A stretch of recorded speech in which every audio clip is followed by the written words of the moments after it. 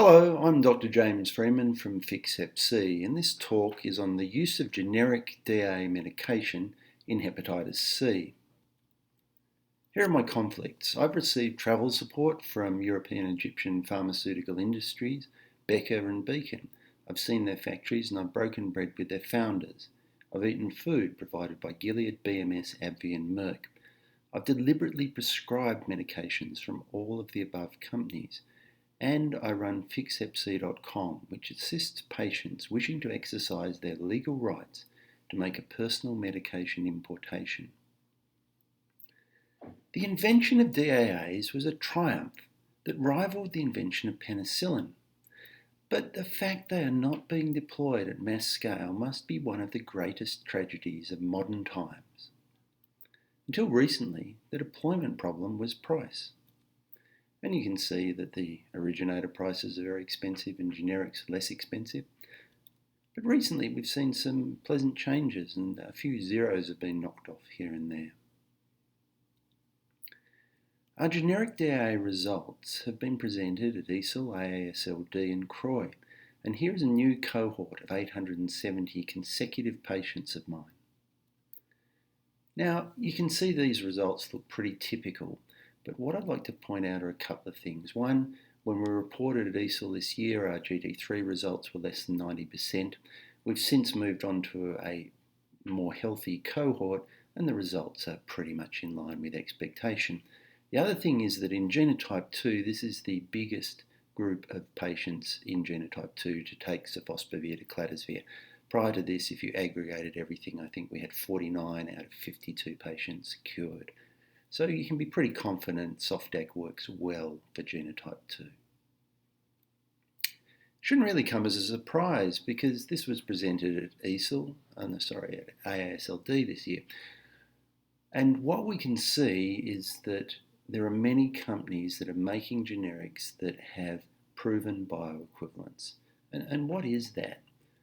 It's this. This is a graph of the blood levels of the drug in patients who are taking it. In this case, 36 patients who initially took a generic sofosbuvir, and then they took the originator Sovaldi, and then they took generic sofosbuvir, and then they took originator Sovaldi, and each line represents the blood levels they had at varying time periods. And it's not a perfect match, but it's a very close match.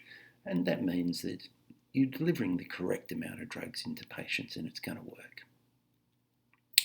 Crisis, what crisis? Here's the world's medication crisis in 12 slides and 60 seconds. I mean, seriously, look at this pricing.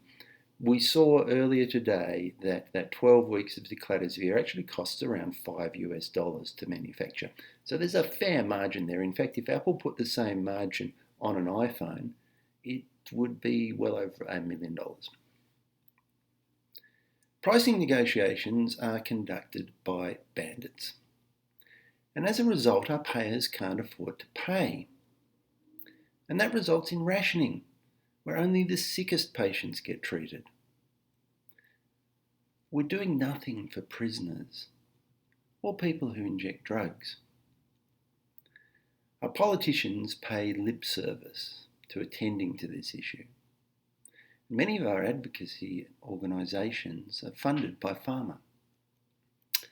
We saw in the Ukraine earlier this year that generics were shot down with an $800 million lawsuit. And here is where we are now. We are barely keeping up. Last year there were 1.6 million infections and there were 1.6 million treatments. However, if we took out Egypt's 1 million treatments, we would be going backwards. So in fact, this is a little bit optimistic. At best, we're going nowhere. We're definitely not on track for elimination by 2030. This slide is here because this actually matters to you and me and our children, because on current trends, medications are going to be priced so expensively that our health systems will implode. They will not be able to pay for medications, and that means that when I'm old, I won't be able to have treatment. And it's happened before. The law is not about justice. The law is about the law. So said the professor of law at Sydney University in 1985. I know, I was there, I was shocked. I dropped out of law and I became a doctor instead. But years later, hearing those words became useful when a patient of mine needed Hep C treatment, and I thought, okay, we need better laws. But what are the loopholes? How can we go with the law but still access treatment? Now, I'm a practivist, and practivists love loopholes, and so do corporate tax lawyers, by way of example. At any rate, I digress. Fortunately, TRIPS provides some flexibilities. TRIPS Article 30 provisions a research exemption, and for example, in Australia, we have a very large trial of PrEP, which consists of half the patients taking Gilead product, but the other half are taking generic Mylan product. TRIPS Article 31 provisions compulsory licensing, and of course, just a month or so ago, we saw Malaysia exercise that right. And TRIPS Article 60, de minimis imports, is what we've been operating under. These loopholes can be successfully repurposed to get treatment to patients now. Personal medication importation exists because, in line with Article 60, most countries allow personal importation. In many countries, delivery of 3 months' supply of medication by post is entirely legal. In some, only importation by personal carriage is allowed. Nonetheless, patients can get the medication from where it is less expensive to their home place. And buyers clubs around the world facilitate this. They help patients navigate an unfamiliar and potentially dangerous process. Amazon proves it could work at scale. If Amazon can make a business shipping low-priced items like books, it could be done with pharmaceuticals. The fundamental barrier is that medications are more expensive than books and still out of reach for the majority of patients. But what if we could decouple the funding? Buyers clubs could operate at scale if funding was decoupled from the patient. But we see that personal importation rapidly balances monopoly negotiations. We can observe that for Australia, New Zealand, Italy and Switzerland, active personal importation preceded deals with Gilead, AbbVie and Merck. Within 3 months of it hitting the front pages of the newspapers and the politicians getting involved, these countries had deals. Now, was that a coincidence? Was that market forces? Here's a specific example of Swiss practivists in action.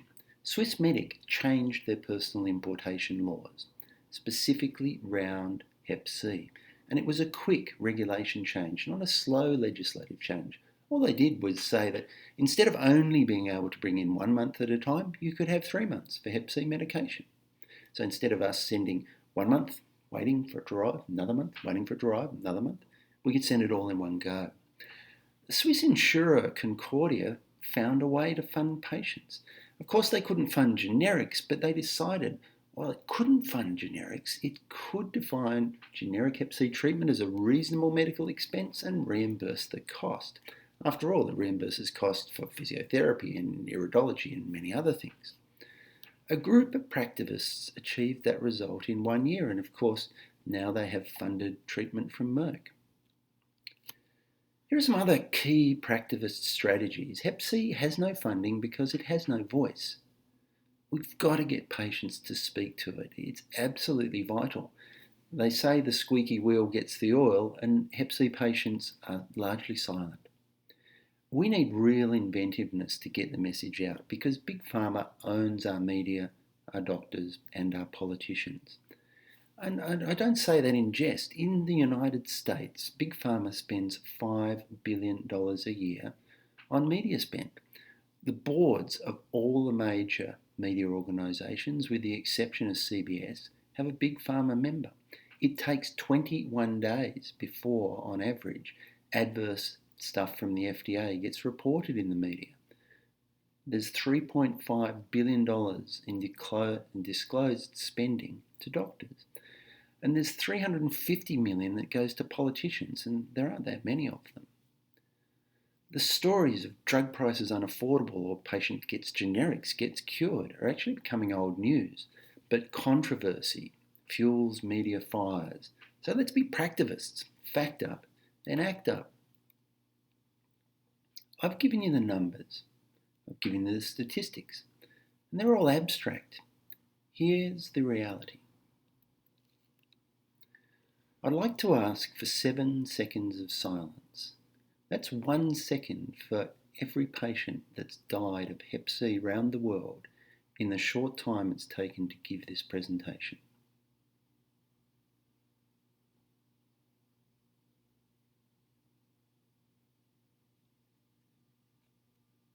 Thank you. Was it really only 60 years ago that our politicians spoke like this and the crowds came to listen? And let's not forget our stateswomen, because Margaret Mead said, "Never doubt that a small group of thoughtful, committed citizens can change the world. Indeed, it's the only thing that ever has." The little butterfly here is to remind you about the butterfly effect. We're not powerless. There is actually no such thing as the big picture. The big picture is just an executive summary of what each and every one of us chooses to do. We can think global but act local, and we can make a difference. If you've got a moment, type that into Google. A single act of caring creates an endless ripple. You'll see a video that will pop up. It's 4 minutes. It's a wonderful thing to watch. Now, we've been here before with HIV because in 2001, Yusufa Mead announced that Cipla would produce generic HIV medication for $1 a day. That was at a time when it cost $30 a day.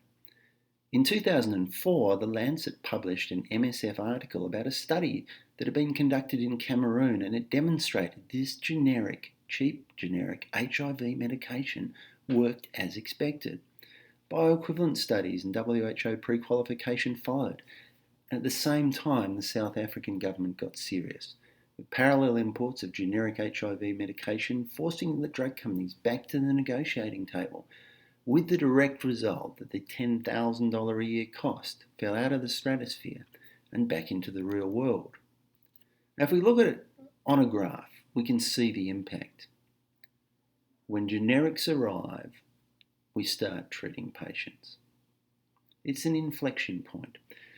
And the "we are here" bit is where we are with Hep C at the moment. The 1 year if we were here bit refers to this. At the moment, we treat 18 million or so patients a year with 1 year's worth of multiple antiviral drugs.